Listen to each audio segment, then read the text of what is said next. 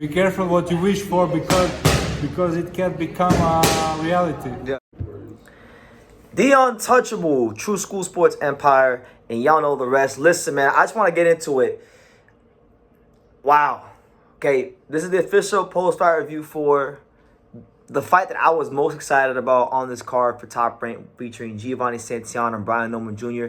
It was an exciting matchup coming in for so many reasons. You know, Giovani Santillan was coming off the heels of a really fun performance against Rocha. He had a lot of momentum coming in now. Now he had gone from relative unknown obscurity to now being the favorite. That he was fighting Brian Norman Jr., a guy that, you know, had a big reputation when he was signed by Top Rank.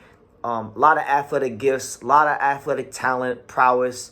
But he hadn't really quite put it together in any of the fights that he had been on with Top Rank. Hadn't lit the world on fire. But I gotta give the young man from Atlanta, Georgia, his just due, because man, oh man, I did not think I was gonna see him do this today. This was one of the greatest examples in boxing recently of just a belt to ass beat down. You know, just he absolutely violated Giovani Santillan. What round was that? Like 9, 10? 10. 9, 10th round stoppage. I mean, let's talk about it. Now, I had seen Norman fight, you know, counter punchers like Janelson Figueroa, longer, rangier guys like Quentin Randall. But obviously, every fighter is different.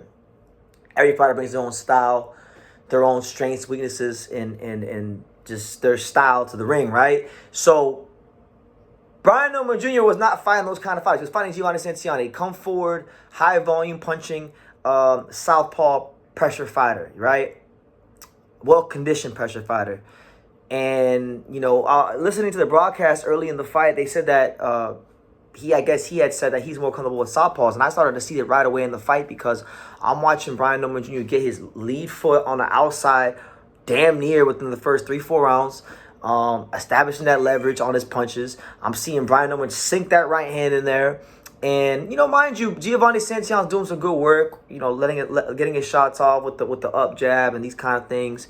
But he was exchanging a lot too much, way too much. And with a guy who was a big puncher at Norman. And as the fight grew, I told my friend Alex I'm watching the fight with, I said, look, if it was like the third round, and Norman was looking pretty good, I said, Alex, if Brian Norman gets to the 6th round and he has any gas left in the tank, I'm gonna start to grow a lot confident in him, because Giovani Santillan just trudging forward aimlessly, and that's what happened. He started to grow in confidence. He started to shorten his shots up real nice, and you know, mind you, all I've ever seen of Brian Norman Jr. is just a couple highlights and the fights he's had on Top Rank. So every time I've seen him, he's never really lit the world on fire. But man, when you see how he fought in this fight, he was keeping them shots nice and short down the middle.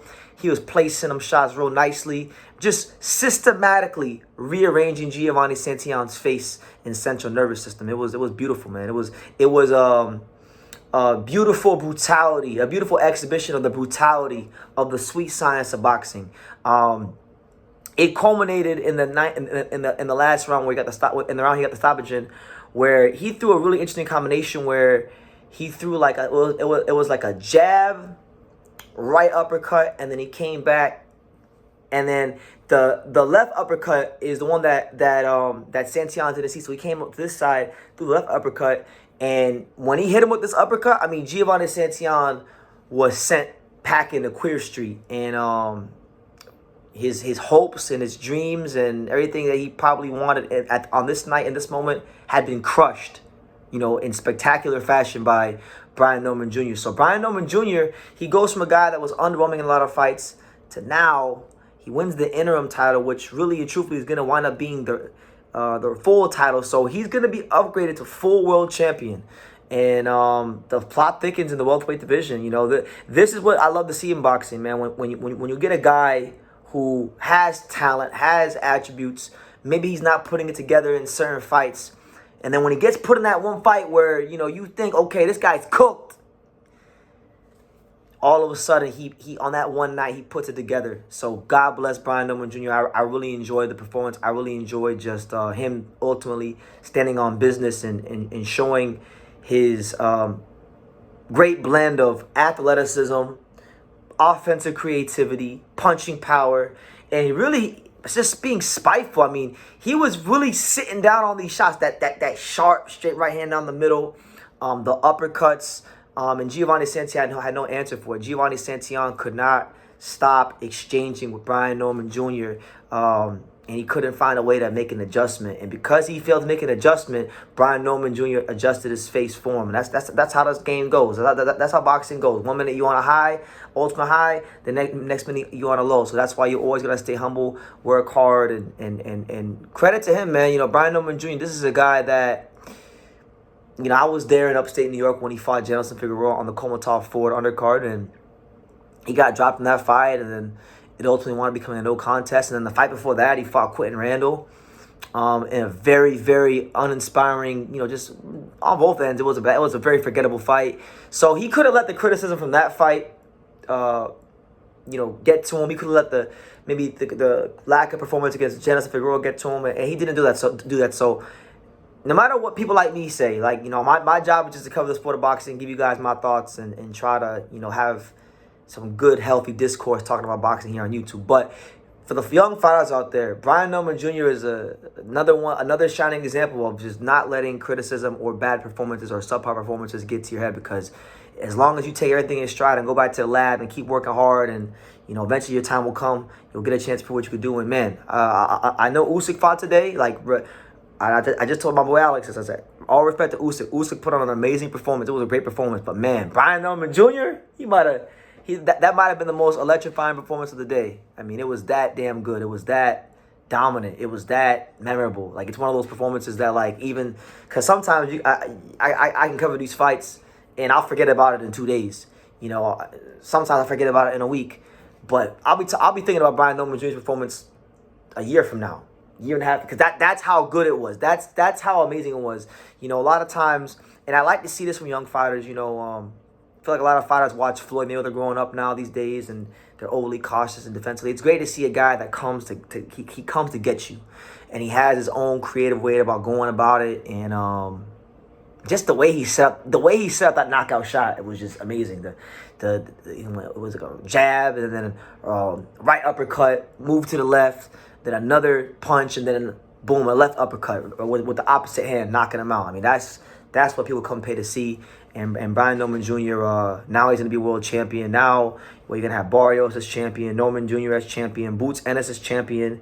We know that Brian Norman Jr. had the big sparring session with Terrence Crawford where supposedly he got the better of him. I mean, look, Terrence Crawford is arguably the best fighter in the world. But listen, even the best fighters in the world have bad days in the gym. If he had a bad day in the gym against Brian Norman, and Brian Norman was punching like that, you never know, man. You never know. But there's a lot of interesting fights coming up for him now. As far as Giovani Santillan, it sucks for him, because this is a guy that had to really work his way up the rankings the honest way. And then when he got there, he got his shot to win the big one. He didn't win the big one, so now who knows where he goes from here.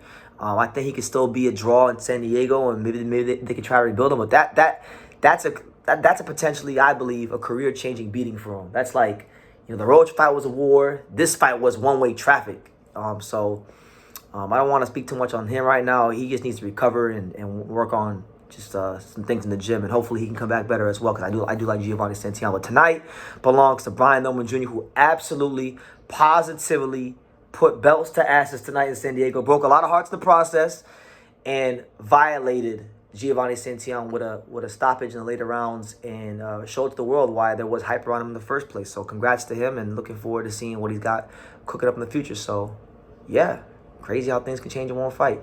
Leave your comments down below. Make sure you guys take the time to subscribe. And like I say in every single one of these videos, you can love me or you can hate me, but I'm just a kid from Ding. So until next time, take care, guys. Thank you for watching another video on the untouchable True School Sports Empire. I'm at the Boxing Hall of Fame out here in Canastota, New York. And for more great boxing content just like this video, make sure you click and subscribe right over here.